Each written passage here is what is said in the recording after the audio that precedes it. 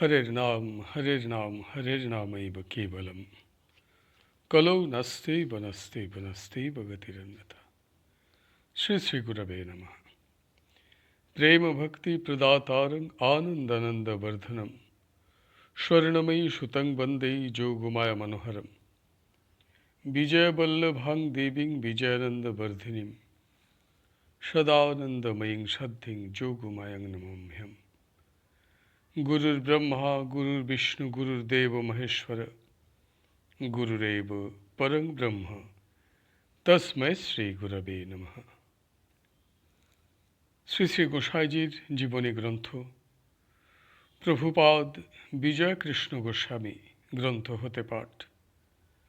আজ থেকে আমরা গ্রন্থটির উত্তর ভাগের প্রথম পরিচ্ছেদ ধুলট নামক প্রসঙ্গটি আস্বাদন করিব। ইতিপূর্বে আমরা গ্রন্থটির প্রথম ভাগ ও মধ্যভাগ সম্পূর্ণ করিয়া আছি। প্রসঙ্গ ধুলট। ধুলট গৌড়ীয় বৈষ্ণব দিগের একটি প্রধান পর্ব। মাঘ মাসের শুক্লা সপ্তমী তিথি হইতে আরম্ভ হইয়া পূর্ণিমা তিথিতে ইহা শেষ হয়। পূজ্যপাদ অদ্বৈত প্রভুর নাম বঙ্গদেশে সকলেই জানেন। মাঘ মাসের শুক্লপক্ষের সপ্তমী তিথিতে তাহার জন্ম হয়। তাহার পিতার নাম কুবের পণ্ডিত, জননী নাভা দেবী। শ্রীহট্টের অন্তর্গত নবগ্রামে তাহাদের বাড়ি ছিল। কুবের পণ্ডিত গঙ্গা বাস করিবার জন্য শান্তিপুরে বাড়ি করিয়াছিলেন। তিনি শেষ জীবনে এই শান্তিপুরের বাড়িতে থাকিয়া গঙ্গা বাস করিতেন। মহাপ্রভু অবতার গ্রহণ করিলে অদ্বৈত প্রভু নবদ্বীপেও একখানি বাড়ি করিয়াছিলেন। তিনি কখনো শান্তিপুরে কখনো বা নবদ্বীপে বাস করিতেন। পতিতপাবন নিত্যানন্দ প্রভু মাঘ মাসের শুক্লা ত্রয়োদশীতে আবির্ভূত হইয়া বঙ্গভূমিকে পবিত্র করেন। রাঢ় দেশের একচক্রা বা বীরচন্দ্রপুর গ্রামে তাহার জন্ম হয়। তাহার পিতা হারাই পণ্ডিত, মাতা পদ্মাবতী। নিতাই চাঁদ অল্প বয়সেই এক সন্ন্যাসীর সহিত তীর্থ ভ্রমণে বাহির হইয়া যান এবং নানা তীর্থ পর্যটন করিয়া মহাপ্রভু প্রকট হইলে নবদ্বীপে আসিয়া তাহার সহিত মিলিত হন। নবদ্বীপচন্দ্র শ্রী গৌর সুন্দর মাঘী পূর্ণিমাতে কাটোয়া নগরে শ্রীপাদ কেশব ভারতীর নিকট শিখাসূত্র পরিত্যাগ করিয়া সন্ন্যাস অবলম্বন করেন। এই পবিত্র দিনত্রয় গৌড়ীয় বৈষ্ণবদিগের নিকটে বিশেষভাবে স্মরণীয়। এই পবিত্র দিন তিনটি স্মরণ করিয়া তাহারা অত্যন্ত সমারোহের সহিত একটি উৎসব করিয়া থাকেন। সেই উৎসবের নাম ধুলট। বৈষ্ণবগণ ধুলটের শেষ দিনে নগর সংকীর্তনে বাহির হইয়া পরস্পরের গাত্রে ধূলি নিক্ষেপ করিয়া আনন্দ প্রকাশ করিয়া থাকেন।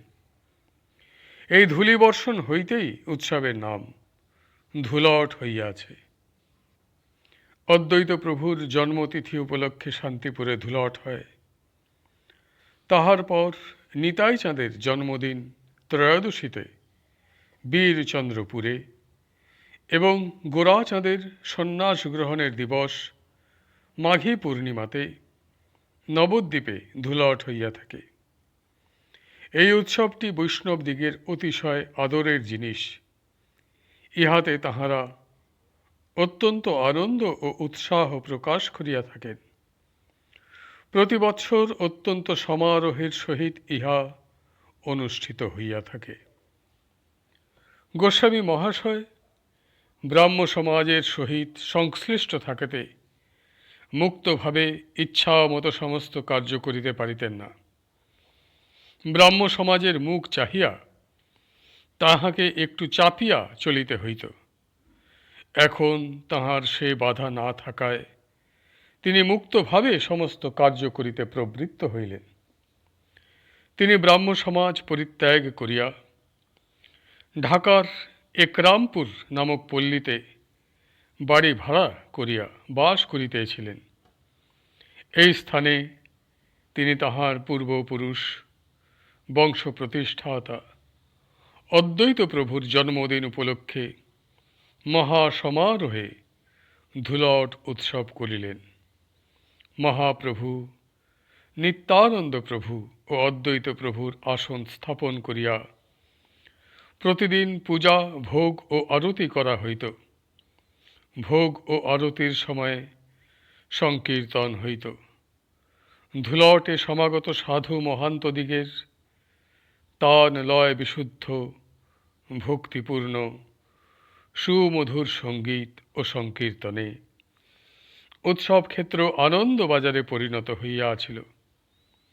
গোস্বামীজিও তাহার অপরিমেয় প্রেম, লোকোত্তর শক্তি এবং মহাভাবের আবরণ উন্মুক্ত করিয়া সাধারণের মধ্যে তাহা সঞ্চারিত করিয়াছিলেন। যে বিপুল সলিলা বেগবতী নদীর শৈল কানন বিধ্বংসী বেগ এতদিন ব্রাহ্ম সমাজ রূপ গণ্ড শৈলে অবরুদ্ধ হইয়াছিল, এক্ষণে তাহা অপগত হওয়াতে সেই স্রোতস্বতী উত্তাল তরঙ্গমালা বিস্তার করিয়া ঢাকা নগর প্লাবিত করিল। ঢাকাবাসী সমুদায় নরনারী তাহাতে নিমগ্ন হইয়া হাবুডুবু খাইতে লাগিল। মহাভাবের স্রোত ছুটিল। ভক্তিদেবী ভগবানের পাদপদ্ম হইতে প্রেম সুধা নয়ন করিয়া ত্রিতাবদগ্ধ নরনারীর শুষ্ক কণ্ঠে সেচন করিতে লাগিলেন। সে অমৃত পান করিয়া সকলেই সুশীতল হইলেন, জুড়াইলেন। ঢাকার লোক গোস্বামী মহাশয়ের অলৌকিক মহাশক্তির পরিচয় পাইয়া বিস্মিত ও স্তম্ভিত হইয়া গেলেন। ধুলটে একটি অন্ধ বৈষ্ণব আসিয়াছিলেন। তাহার তান লয় বিশুদ্ধ, সুমিষ্ট সংকীর্তনে সকলেই অতীব তৃপ্তি ও আনন্দ লাভ করিয়াছিলেন। ধুলটে যে প্রকার জমাট ও ভাবপূর্ণ গান ও কীর্তন হইয়াছিল, তাহা অশ্রুতপূর্ব কেহ কখনো সেরূপ অপূর্ব সংকীর্তন শ্রবণ করে নাই। গোস্বামী মহাশয় যখন কীর্তনানন্দে ও মহাভাবে মাতোয়ারা ও আত্মহারা হইয়া উদ্দণ্ড নৃত্য করিতেন, ঊর্ধ্ববাহু হইয়া হরিনামের উচ্চধ্বনিতে চতুর্দিক প্রতিধ্বনিত করিতেন, তখন মনে হইত আবার নবদ্বীপ লীলার আবির্ভাব হইয়াছে। 400 বৎসর পরে গোনা চাঁদ আবার সাঙ্গপাঙ্গে অবতীর্ণ হইয়া সংকীর্তন রূপ মহাযজ্ঞের অনুষ্ঠানে প্রবৃত্ত হইয়াছেন। যাহারা সে ধুলট মহোৎসব দর্শন করিয়াছেন, তাহাদের অন্তরে তাহা চিরদিনের জন্য দৃঢ়ভাবে মুদ্রিত হইয়া রহিয়াছে। তাহারা কখনো সেই মহাসংকীর্তন, জীবন্ত ধর্মভাব ও প্রেমের প্রবল স্রোত বিস্মৃত হইতে পারিবেন না। বৈষ্ণবগণ তাহাদিগের শ্রীগ্রন্থ চৈতন্য চরিতামৃতে যে প্রকার সংকীর্তনাদির কথা পাঠ করিয়াছিলেন, এই ধুলটে তাহারা স্বচক্ষে তাহা দর্শন করিয়া বিস্ময় সাগরে নিমগ্ন হইয়াছিলেন।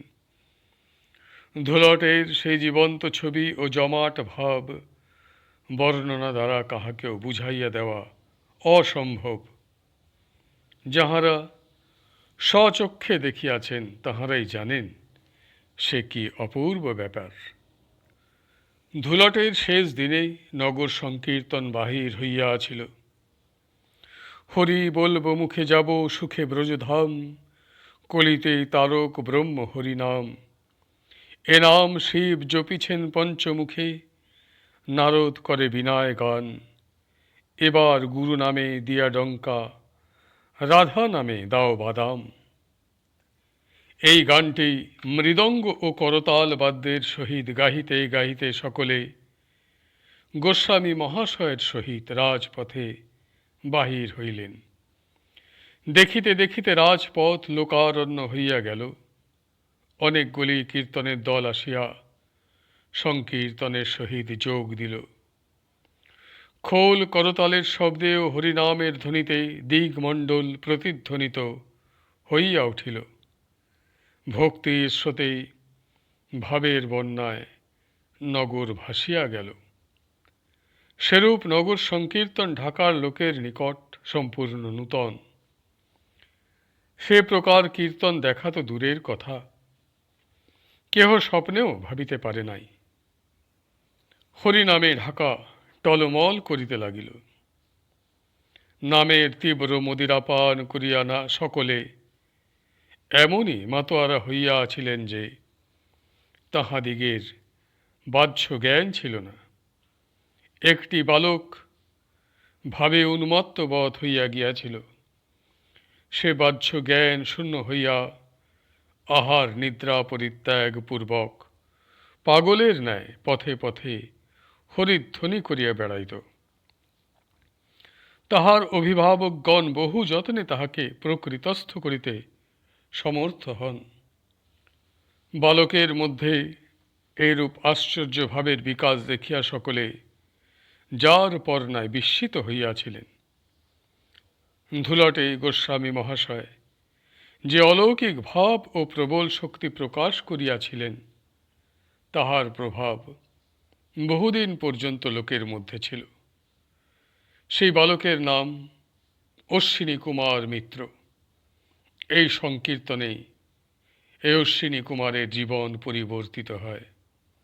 কীর্তনের পর সে অনেক দিন পাগলের মতো কেবল হরিবোল হরিবোল বলিয়া বেড়াইত।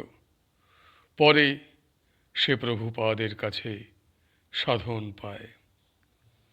আজকের গ্রন্থপাঠ এইখানেই সমাপ্ত হইল। হরিবোল হরিবোল হরিবোল। জয় গুরুদেব, জয় গুরুদেব, জয় গুরুদেব।